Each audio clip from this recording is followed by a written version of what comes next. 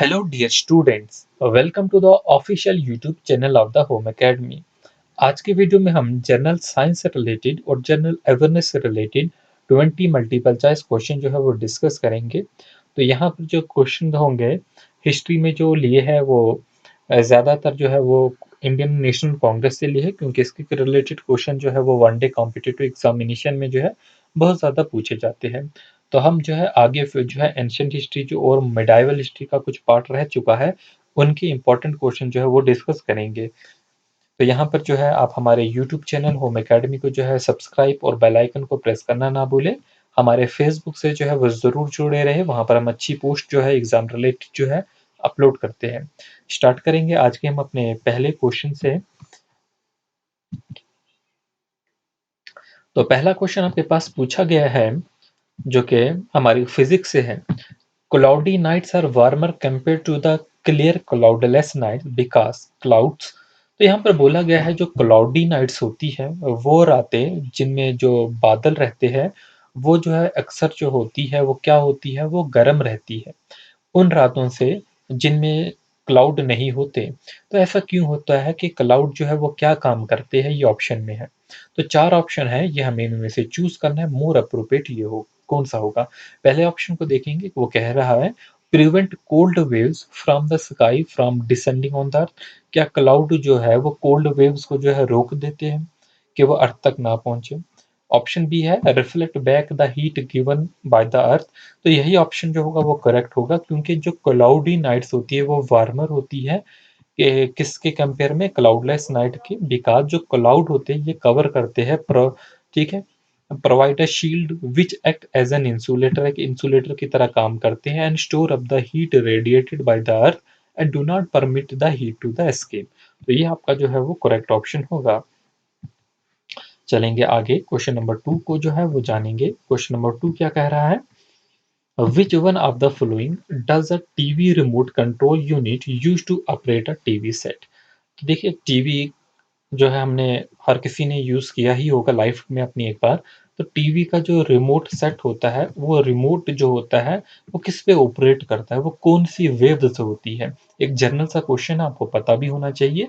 Light waves, sound waves, microwaves और radio waves. तो correct option जो होगा आपका रेडियो वेव्स। तो रेडियो वेव्स जो होता है बेसिकली जो है इलेक्ट्रोमैग्नेटिक स्पेक्ट्रम में पढ़ा हो हमने है, तो इलेक्ट्रोमैग्नेटिक रेडिएशन का ही पार्ट रहता है। Radio waves are the type of electromagnetic radiation with the wavelength in the electromagnetic spectrum longer than the infrared। तो इसकी जो wavelength होती है वो infrared से जो है वो ज़्यादा होती है। ठीक है, तो like other electromagnetic waves they travel at a speed of the light। तो ये भी जो है लाइट की ही स्पीड से जो है वो ट्रैवल करते हैं।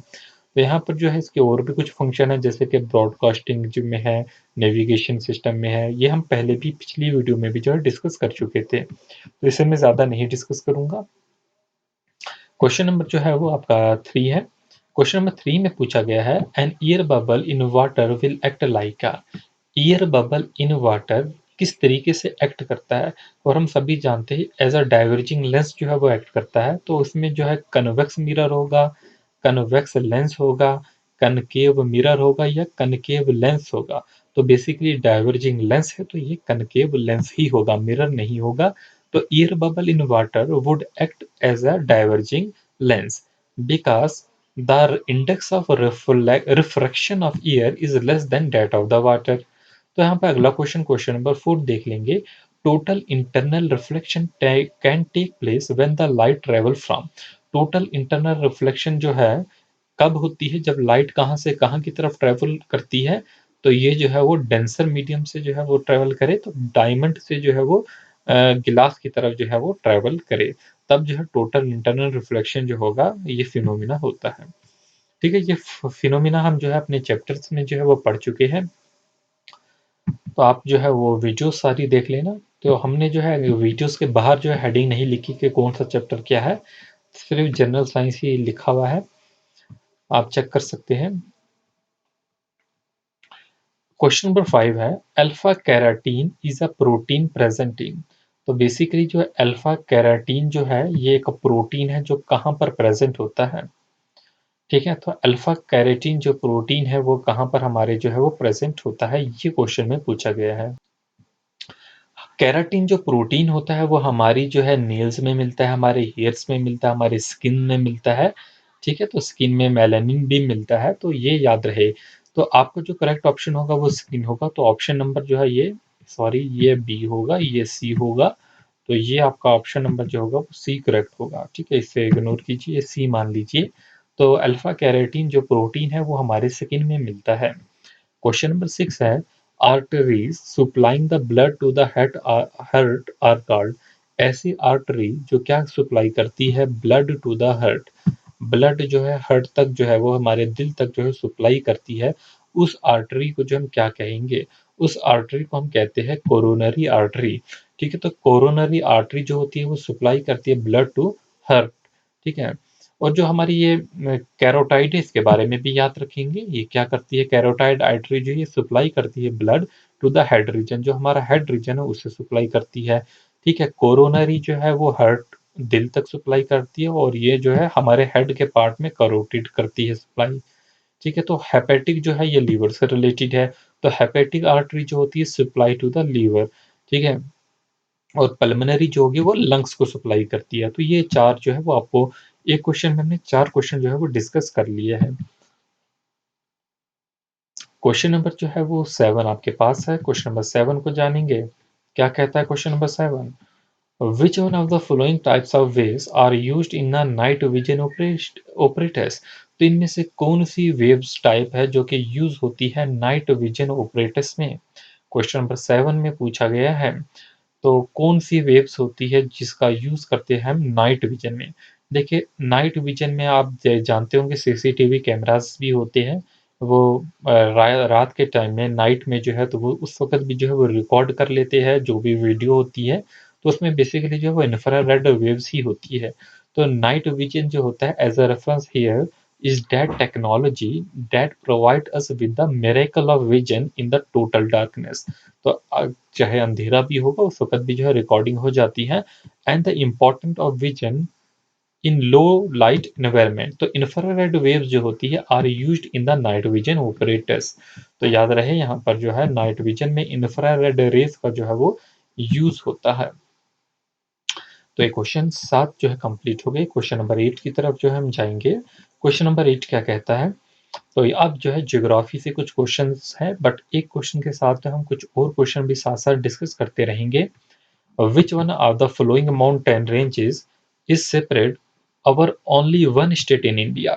देखिए अरावली माउंटेन रेंज है, अजंता है, सतपुरा है, ठीक है, सह्याद्री है, तो इनमें से वो कौन सी माउंटेन रेंज है जो सिर्फ एक ही स्टेट में जो है इंडिया की सेपरेट है?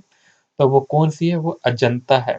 तो अजंता माउंटेन रेंज जो है एक शॉर्ट रेंज है जो कि सिर्फ़ सिर्फ महाराष्ट्र में, ठीक है? तो अजंता केव से भी याद रख सकेंगे जो कि हम पढ़ भी चुके हैं शायद।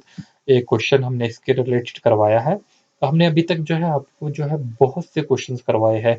मेरे ख्याल में जो हमने 500 प्लस मल्टीपल चॉइस क्वेश्चन जो है वो कवर कर लिए हैं। आप देख लीजिए ना। तो 500 से ज़्यादा हमने मल्टीपल चॉइस क्वेश्चन जो है आपके एग्जामिनेशन से रिलेटेड जो है वो कवर कर लिए हैं। 110 प्लस वीडियोस जो है हमने अपलोड की हुई है आपके रिलेटेड। तो यहाँ पर याद रहे जो है वो अजंता जो है माउंटेन रेंज जो है वो एक शॉर्ट रेंज है जो कि सेपरेट है विद इन द महाराष्ट्र। फिर हमारे पास आता है अरावली की अगर हम बात करते हैं, ये राजस्थान, हरियाणा और दिल्ली को कवर करती है। सतपुरा रेंज की बात करेंगे तो ये गुजरात एंड महाराष्ट्र को कवर करती है, ठीक है? तो हमारी जो है सह्याद्री की अगर हम बात करेंगे तो ये जो है वो गुजरात, महाराष्ट्र, उसके अलावा गोवा, कर्नाटका, ठीक है, केरला तक इवन चली जाती है। तो ये याद रहे आपको। तो इन सारों के बारे में, तो अजंता जो है वो सिर्फ महाराष्ट्र तक ही लिमिटेड है। अब जो हमारे पास अगला है वो नंदा देवी पीक से है। तो नंदा देवी जो पीक है वो किसका जो है वो पार्ट है? तो नंदा देवी पीक जो है बेसिकली कहाँ पर है? उत्तरांचल में है। तो नंदा देवी जो है असम हिमालय का पार्ट तो नहीं होगा, ठीक है? तो ये है कुमाऊँ हिमालयस का। आप याद रखेंगे नेपाल का भी नहीं होगा, पंजाब का नहीं क्योंकि ये उत्तरांचल में है। तो Nanda Devi peak are a part of the Kumaon Himalayas located in the Chamoli district of the Uttaranchal. Question number 10 है the latitude that pass through Sikkim also passes through. तो लैटिट्यूड जो कि सिक्किम से पास होता है वो कहाँ से साथ में पास होता होगा? ठीक है, देखिए अब सिक्किम से जो पास होता होगा, तो सिक्किम जो है हमारी नेपाल और भूटान के ऊपर ऐसे बीच में एक स्टेट ऐसे आती है। तो इसी की सीध में अगर हम जाएँगे तो इनमें से जो हमारा राजस्थान आता है। तो लैटीट्यूड जो सिक्किम से पास होता होगा वही जो है हमारे राजस्थान से भी पास होता होगा। तो करेक्ट ऑप्शन जो होगा वो राजस्थान होगा। तो 10 क्वेश्चन हमने कंप्लीट किए। अब जो है अगले क्वेश्चन की तरफ चलेंगे हम। तो बेसिकली जो है ये हमारे ट्राइब से रिलेटेड है। ठीक है, तो कल्चर का भी पार्ट मान सकते हैं इसे। In which one of the following union territory do people of the Onge tribes live. तो ये ओंगी ट्राइब्स के लोग जो है वो कहाँ पर रहते हैं, किस पार्ट में रहते हैं। तो ओंगी ट्राइब्स जो है बेसिकली जो है वो अंडोमान एंड निकोबार आइलैंड में रहते हैं। ठीक है, ठीक है, they belong to the Negrito race. तो याद रखेंगे यहाँ पर जो ओंगा ट्राइब है, ये मेजर जो है ट्राइब है union territory of Andaman and Nicobar की। They were fully dependent on hunting and gathering. ठीक है, तो ये हंटिंग पे ही जो है वो डिपेंड है। ठीक है, अगला क्वेश्चन जो है वो कवर करेंगे। क्वेश्चन नंबर जो है वो 12 है। Which one of the following hills are found where the Eastern Ghat and the Western Ghat meets? तो ईस्टर्न घाट की अगर हम बात करेंगे और जो वेस्टर्न घाट्स की बात करेंगे, दोनों जहाँ पर मिलते हैं, तो यहाँ पर कौन सा हिल जो है वो पाया जाता है। तो हम सभी जानते होंगे ये नीलगिरी हिल्स होते हैं यहाँ पर। तो इसका करेक्ट ऑप्शन नीलगिरी हिल्स ही होगा। तो नीलगिरी हिल्स जो है are at the junction of the eastern and the western ghat of the Sahyadri hills. So the height of the hills range varies between 2280 to 2290। ये भी याद रख लेना कि इनकी हाइट जो है वो कितनी है। क्वेश्चन नंबर 13 की तरफ चलेंगे।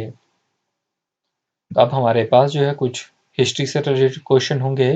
Quit India movement was launch in response to.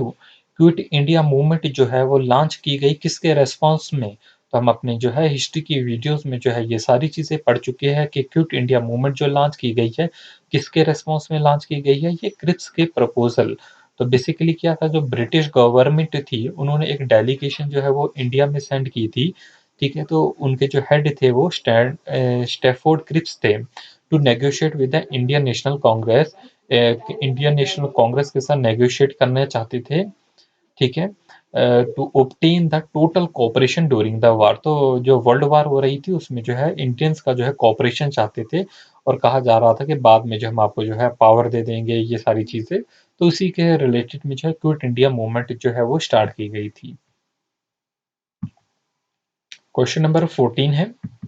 Which one of the following which one of the following began with the Dandi. तो डांडी मार्च से रिलेटेड है बेसिकली कि डांडी मार्च के बाद जो है वो होम रूल मूवमेंट शुरू हुई, नॉन कॉपरेशन मूवमेंट हुई शुरू, सिविल डिसोबीडियंस मूवमेंट या क्विट इंडिया मूवमेंट।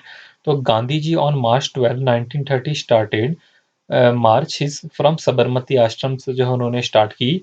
और उसमें जो है इनिशियली जो 72 पीपल थे। और ये जो है डांडी जो है एक कोस्टल गुजरात में जगह थी, वहां पर जो है ये जो है वो पहुंच गए। तो यहाँ पर जो है इन्होंने साल्ट लॉ जो है वो ब्रेक किया था। ठीक है, तो यहाँ इसके बाद जो है वो सिविल डिसोबीडियंस मूवमेंट का जो है अनाउंसमेंट भी कर दिया गया था 1930 में। तो याद रहे, डेट भी याद रहनी चाहिए आपको। क्वेश्चन नंबर जो है वो 16 होगा। क्वेश्चन नंबर 16 में पूछा गया है, डूरिंग